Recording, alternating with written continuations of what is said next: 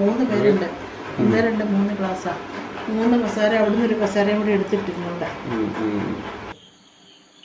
கேரள மாநிலம் கோழிக்கோடு தாமரச்சேரி பகுதியை சேர்ந்தவர் வர்கீஸ். இவர் புதன்கிழமை அன்று வீட்டை பூட்டிவிட்டு குடும்பத்தினருடன் வயநாட்டில் உள்ள தனது உறவினர் வீட்டிற்கு சென்றுள்ளார்.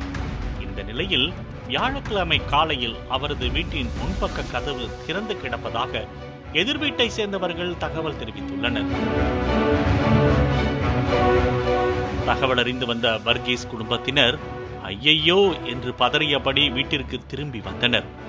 வீட்டை பார்த்தபோது வீட்டின் முன்பக்க கதவின் பூட்டை உடைத்து உள்ளே புகுந்த கொள்ளையன் வீட்டின் அறைகளில் உள்ள பீரோ, மேஜை, டிராயர்கள் உள்ளிட்டவர்களை உடைத்து கொள்ளை முயற்சியில் ஈடுபட்டது தெரிய வந்தது.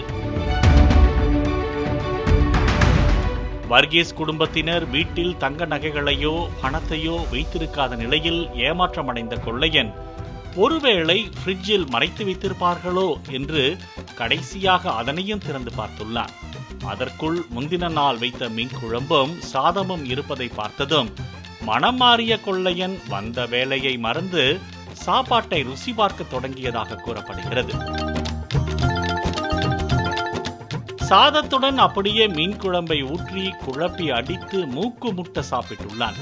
குழம்பு காலியானதால் மீதமுள்ள சாதத்தை அப்படியே வைத்துவிட்டு ஃப்ரிட்ஜில் இருந்த பாலை எடுத்து കാய்ச்சி 3 കപ്പ് തേനീർ പോട്ട് കുടിത്തുവിട്ട് സെഞ്ചിരുപ്പതാகவும் കൂറപ്പെടുகிறது. താക്കോലിട്ട് പൂട്ടാത്തതുകൊണ്ട് അത് മുഴുവൻ തല്ലി പൊളിച്ചില്ല. അത് മുഴുവനും വലിച്ചു വാരി ഉള്ളതെല്ലാം അകത്ത് നിരത്തിയിട്ട് ഞങ്ങൾ വരുമ്പോൾ രാത്രിയിൽ ചോറ് വെക്കാൻ വൈകിയാലോ എന്ന് വിചാരിച്ചിട്ട് ചോറൊക്കെ വെച്ച് റെഡിയാക്കി ഫ്രിഡ്ജിൽ വെച്ചിട്ട് പോയതാണ്.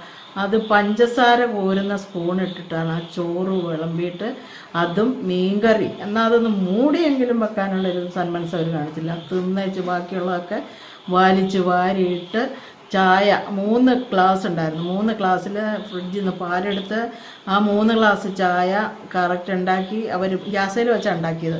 അതൊക്കെ ഉണ്ടാക്കി കുടിച്ച് പഞ്ചസാരയും ചായപ്പൊടിയൊക്കെ നിരത്തിയിട്ട് ഒരു സമൃദ്ധമായി ഭക്ഷണവും കഴിച്ചിട്ടാണ് ഇവിടുന്ന് പോയത്.